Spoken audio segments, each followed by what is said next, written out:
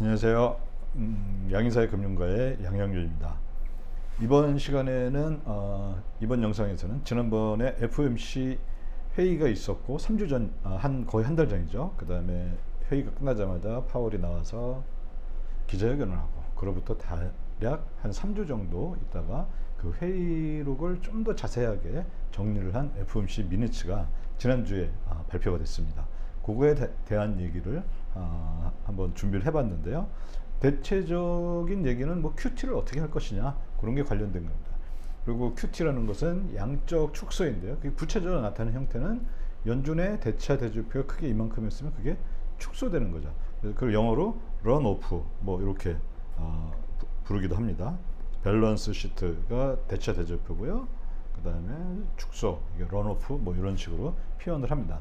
이게 기존에 있었던 1차 QT가 있었죠. QT1.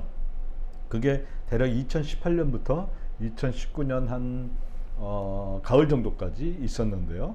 요게 그때는 월 최대 크기가 500억 달러였어요.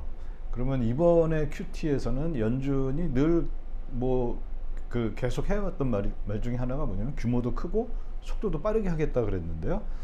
이번에 이제 그 FOMC 미니츠에서 나온 거 보면은 국채 UST죠. US 트레저리는 월 600억 정도 이렇게 줄일 거고 연준에 그 대차 제표 있는 거요. 그 다음에 MBS는 월 350억 달러 정도 줄일 거다. 이렇게 그런 예상을 하는 그런 걸 발표를 했습니다. 그러면 그때보다 거의 2배죠. 여기는 가장 많았을 때가 월 500억 달러였었는데 여기 보면은 950억 달러니까 거의 2배로 크기도 크고 속도도 굉장히 빨라졌다는 거 우리가 알 수가 있습니다.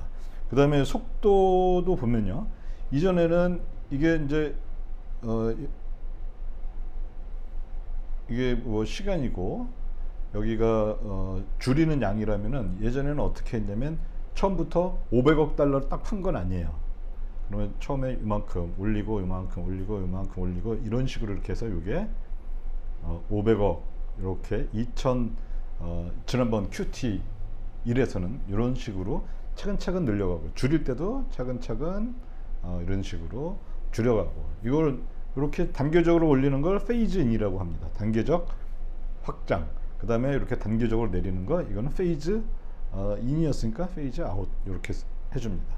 그리고 이 페이즈인 기간이 예전에는 이게 얼마였냐면은 한 1년간 이렇게 그러니까 아주 조금씩 올렸어요. 아주 조심하면서 QT 처음 해보니까 이게 어떻게 어떤 식으로 시장에 영향을 미칠지 모르니까 연준도 굉장히 조심하면서 조금씩 올려서 1년 동안 처음에는 뭐 한 100억 정도 하고 그 다음에 뭐 120억 뭐 예를 들어 160 뭐 이런 식으로 조금씩 올려가서 500억을 만들었었는데요.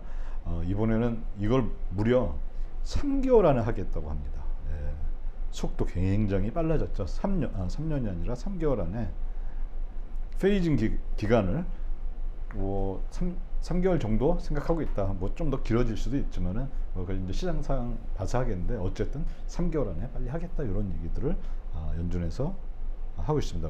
이걸 본 시장은 굉장히 좀 무서워했겠죠. 그래서 지난번에 시장이 이제 좀 반응이 좀 있었죠. 뭐 많이 떨어진 건 아니지만요. 그래도 상대 그 폭이 그 주식시장이 떨어진 거 우리가 알 수가 있습니다. 그 다음에 QT 관련해서 이제 용어를 좀 정리를 해야 되는데요. QT를 하니까 연준이 그 페드 대차 대조표에 있는 그 국채 또는 MBS 채권 요것들을 줄이는 걸 말하는데요. 여기 줄이는 방식이 크게 두 가지가 있습니다. 하나는 뭐냐면은 이게 채권이다 보니까 만기가 도래하잖아요. 그 만기가 도래했을 때 이거 그냥 딱 상환 받고 줄이는 방법이 하나가 있고요. 또 하나는 직접 연준이 시장에다가 자기 갖고 있는 걸 내다 팔 수도 있겠죠. 그 두 가지가 있는데요. 보통 지금 하는 방법은 상환이 줄을 이룹니다. 그래서 리뎀션이라 그러는데요. 이게 뭐냐면은 페드가 보유한 국채 만기가 도래하면은 페드가 뭐 예를 들어 갖고 있는 국채 중에 1억 달러가 만기가 왔어요. 그럼 페드는 이 국채 주인한테 돈으로 주셔 그러겠죠. 근데 국채 주인은 누굽니까? 정부죠. 재무부죠. 그러면 재무부한테 가서 돈을 받아요. 그 다음에 근데 돈을 받는 게 아니라 그러면 여기에서 어떻게 하냐면 재무부가 갖고 있었던 연준에 있는 예금 있죠. 그걸 까는 거예요. 이렇게 동시에. 그러니까 그게 TGA라는 계좌죠. 재무부가 연준에 갖고 있는 계좌. TGA가 이렇게 같이 줄어들죠. 또는 어쨌든 이런 식으로 이렇게 저게 되는 거죠. 저 뭐라 해야 되나요? 대체 대조표 이렇게 축소하게 되겠죠. 또는 뭐 지급준비금에서 이게 줄어들 수도 있고요. 뭐 여러 가지 이제 방식이 있는데요. 어쨌든 이제 재무부는 그 다음에 재무부는 어떻게 하냐면은 재무부는 여기서 이제 재밌는 게 있는데 재무부는 국채가 만기가 돌아오면은 그걸 갚느냐 여태까지 안 갚습니다. 보면은요. 왜냐면은 재무부의 국채를 쭉 보시면은 누적 국채는 계속 늘어나고 있죠. 이 얘기 뭡니까? 만기가 그동안에 분명히 왔던 그런 채권들이 많은데 그 만기가 도래하면요.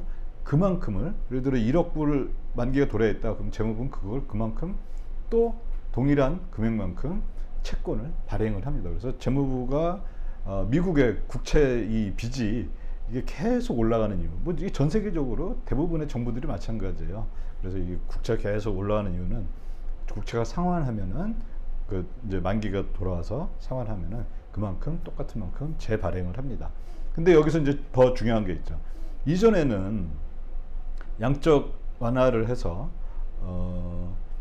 페드가 국채를 샀었는데요. 이제는 이 재발행을 했을 때 페드가 안 산다는 거예요. 그럼 누가 사냐? 민간이나 뭐 보통 은행들이 매입을 합니다. 민간에는 뭐 헤지펀드도 있을 거고 또 뭐 딜러도 있을 거고 뭐 여러 가지 등등이 있겠죠. 그 다음에 큰 주체 은행이 있고 또 민간의 또 굉장히 중요한 주체로서는 해외 부분이 있겠죠. 해외에서 이 미국 국채를 살 수가 있겠죠. 그래서 이게 이제 재무부한테는 뭐냐면은 새로운 국채를 발행해서 예전 국채를 다시 갚아 나가는 거예요. 그러니까 빚을 갚는 재무부는 그렇게 하고 있다라는 거. 그래서 재무부의 대차 대조표는 유지가 되고, 즉 상환을 할 때는 유지가 되고 연준의 대차 대조표만 이렇게 감소하는 그런 거를 볼 수가 있습니다. 자, 여기 한번 보시면요. 만약에 그냥 일반 비은행, 뭐 은행이 아닌 민간이 연준의 재무부가 발행한 새로운 UST 미국 국채를 매입을 했다. 그러면은 어떻게 되나요? 한번 쭉 한번 보면요. 페드는 국채 갖고 있는 거 상환을 하니까 줄어들겠죠. 그 다음에 비은행은 그 국채를 뭘로 사나요? 자기 갖고 있는 예금으로 사겠죠. 예금은 줄어들고 그만큼 국채가 늘어날 거고, 예금이 줄어들었으니까 은행의 예금 또 줄어들고 은행에 맡긴 예금이겠죠. 그 다음에 은행의 지급준비금도 줄어들고, 그래서 페드의 지급준비금도 줄어들고, 이런 식으로 진행이 된다라는 거죠. 그 다음에 이거를 은행이 직접 매입할 수도 있습니다. 그게 이번에 관련돼 있는 그런 내용들입니다. 그러면 여기서 이제 재밌는 거는요. 여기에 페드가 갖고 있는 국채가 줄어들고요. 비은행 또는 은행이 가지고 있는 국채가 늘어나는데 요 두 국채가 요게 과연 같은 거냐? 다른 거라는 거죠. 이렇게 보면은 페드가 꼭 비은행한테 넘겨준 것 같잖아요. 그 다음에 여기서는 두 번째에서는 페드가 국채 UST를 은행한테 넘겨준 것 같죠. 근데 그거 아니라 페드가 한 거는 뭐냐면은 만기 상환해서 없어지는 국채가 뭐 1억, 예를 들어 1억 불이면 1억 불만큼 줄었다. 그 얘기를 하는 거고, 비은행이 새로 보유하게 되는 국채는 재무부가 새로 발행한 거, 그거를 인수를 한 거, 매입을 한 거를 의미합니다. 은행도 마찬가지고요. 그래서 요 두 국채는 금액은 같지만은 전혀 다른 국채다. 하나는 만기 상환된 거고 하나는 새로 재발행한 거다. 자, 그다음에 여기 또 이제 아까 상환이란 말이 나오는데 재투자라는 말이 나옵니다. 리인베스먼트 뭐 이런 얘기가 나오는데요. 이거는 뭐냐면은 만기가 도래했어요.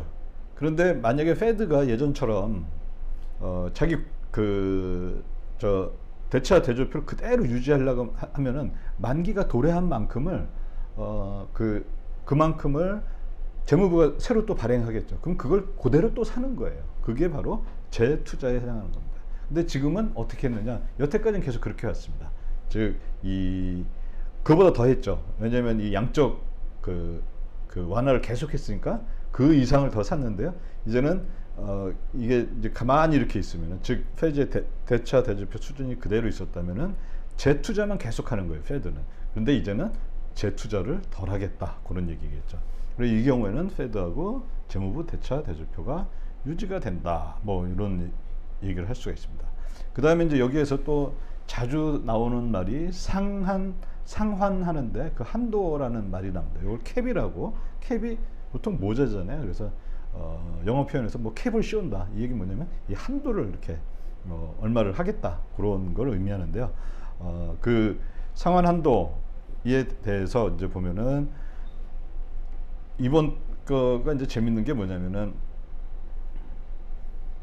상환 한도를 예를 들어 USDT는 600억 달러 이렇게 했죠. 그럼 600억 달러 이렇게 딱 했는데, 어떤 달에는 만기 도래한 게 뭐 한 400억 달러밖에 안 될 수도 있죠. 그다음에 어떤 달에는 뭐 만기 도래한 게 뭐 예를 들어 더 많을 수도 있고요. 그러면 이런 달에는 이만큼이 부족하고요. 이런 달에는 이만큼만, 여기만 재투자를 하면 되는 거예요.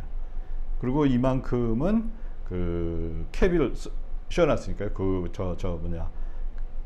상환만 하면 되는 거죠. 따라서 이만큼이 계속 연준의 대차 대조표에서 줄어드는, 축소되는 그런 건데요. 이렇게 모자라는 경우는 어떡하냐? 그러면 연준이 갖고 있던 다른 국채로 하겠다. 여기서 보통 연준이 국채 이거에서 상환 이런 얘기 나오는 거는 보통 저걸 의미합니다. 노트 이상을 말합니다. 여기서 노트는 뭐고, 그 다음에 원드는 뭐고, 그 다음에 또 빌이라는 게 있죠. 빌은 뭐냐 하면 이거 1년 이내, 그렇게 생각하시면 됩니다. 1년. 그 다음에 노트는 2년, 여기는 10년. 그 2년에서 10년까지. 그 다음에 본드는 10년부터 뭐 30년. 그 다음에 빌은 1년 밑으로 있는 것들, 이런 게 말하는데요. 요것들이 상환이 할 게 부족하면은 빌 갖고 있는 걸로 나머지를 메꾸겠다. 그러니까 뭐냐면 예전에 지난번 18년, 19년 그것 때는 그때 QT1에서는 이렇게 모자라는 부분이 생겼다. 그러면 이 부분을 뭐 그냥 놔뒀어요. 근데 이번에는 아주 일단 무조건 다 채우고 본다, 그런 얘기인 것 같습니다. 그거 한번 그림을 보면요, 이렇게 볼 수가 있어요.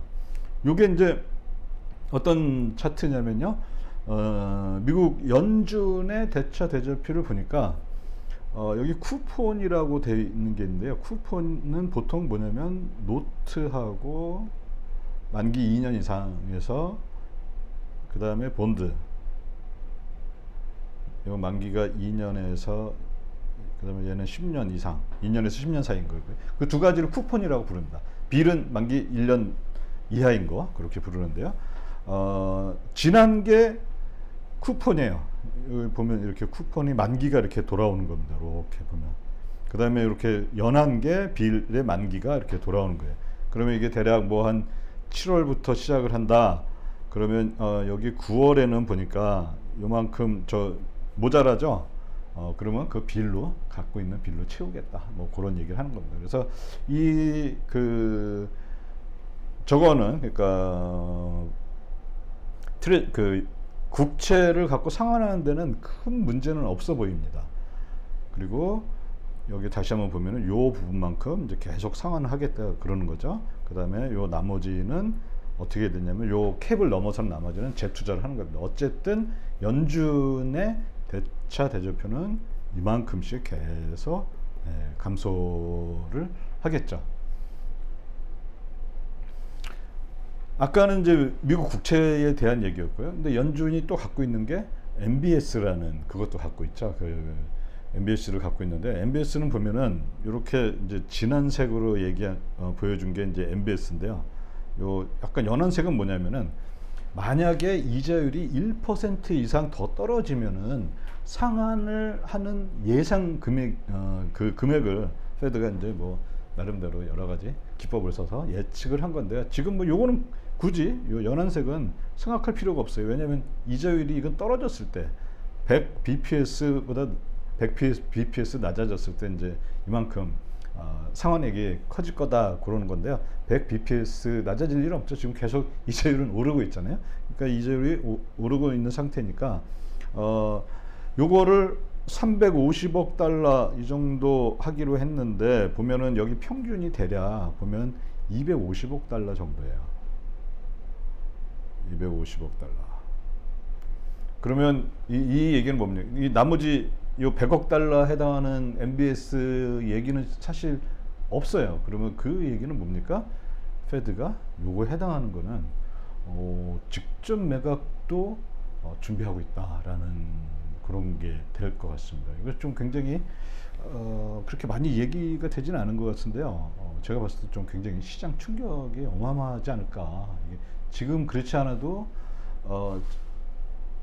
30년 그 모기지 그거에 이 금리가 어마어마하게 올라 있는 상태거든요.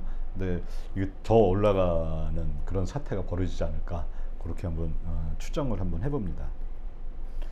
자, 그 다음에 이전의 QT하고 한번 비교를 해보겠습니다. 자, 이전의 QT는 2017년 말에서 시작해서요 쭉 올라왔다가 이게 이거는 그 미국 국채입니다. UST.